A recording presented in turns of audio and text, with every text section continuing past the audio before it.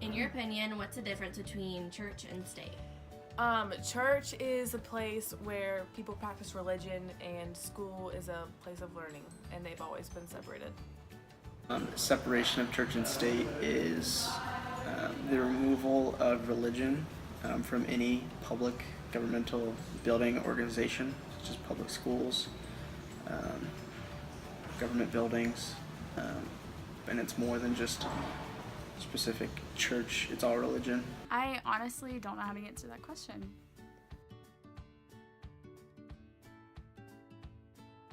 Do you think we separate church and state in school? Yes. How? I remember people used to like get in trouble for praying in church. They'd be like, or not in church, in school. Like I know people who would get in trouble for that, and they would say, like, I don't think you should do that here, and they would just kind of make it like super uncomfortable. I think for the most part we do.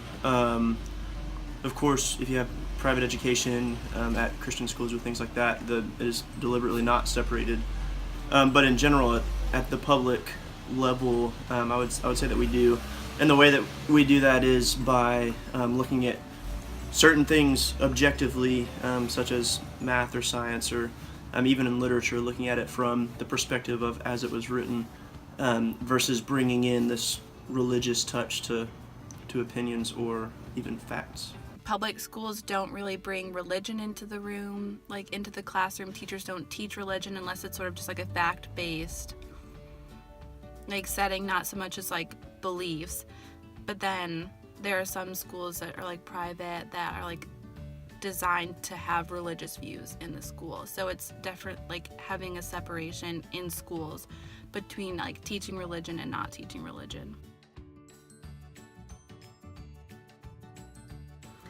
I do think it is important to separate church and state because not everyone is religious, like not everyone believes in one certain religion or the other. So when you send your child to a public school and like you believe in one religion and someone else believes in another, it's important to like let the kids just learn about school there and then have their like religious beliefs and how they practice their religion stay at home. I believe it is important that they are separated because you are not pushing an agenda or a religion on any person, whether they believe or they don't believe, and I believe that is very important.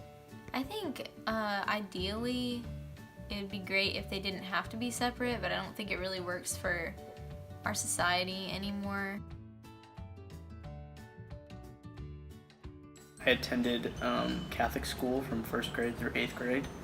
And I think it had a very positive impact on me, not because of the religious aspect, but because of how demanding it was academically. And I think personally it was a positive experience. It happens to be the same faith that I chose for myself after getting out of there, and it really built around a lot of what I believe now, so I didn't have to like relearn a lot of stuff. Or I know definitely some people experienced it negatively, but for me personally I think it was what I needed. No, because I went to public school. Have you ever experienced an issue with religion in your schools? Not personally, but at my schools that I grew up in, a lot of people were bothered by the way that evolution and creation was taught because they thought that had a lot to do with their religious beliefs. Some people sort of view as offensive just because of their religion, so they do like ask to be taken out of class that day, or they sort of like share their beliefs, so like they don't believe in evolution or like because of their faith. I think there were some students who would have to leave early for like, I think they had to like make a service or like go to a fast. I think that the moment of silence is very important because people can interpret that as a different time to spend. So some people can use it for prayer, obviously, but other people can just reflect on where they are. And I think taking time to pause and think through just a lot of different things going on is important. When I was in high school, we did not have a moment of silence. I think the moment of silence is a great way to respect people who have passed away or whatever's going on in the community. No, because that is what our country has been built on, and that's what we should continue to use because that is in history. I do not think that under God should be removed because the nation was founded on religious ideals, and I believe that would be kind of wrong and kind of removing history, kind of trying to scrap history, and I believe that should not be done.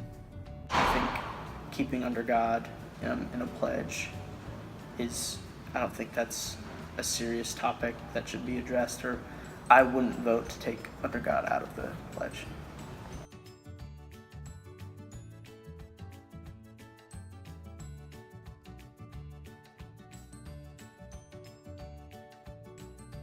After doing this project, I found a lot of things surprising. I had a lot of friends who didn't know a lot about the pledge or the history of why it's important and why under God it is used. I had some friends who didn't even participate in that stuff in high school, which was really interesting.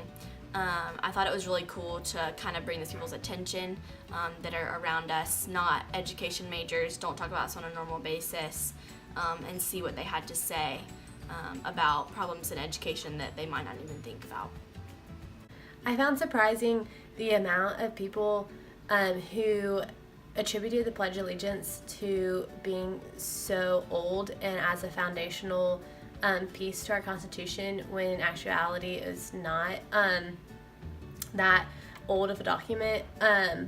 Additionally, I was also surprised at how many of the people that we interviewed who had experience with the church and the school being together, like in the private sector.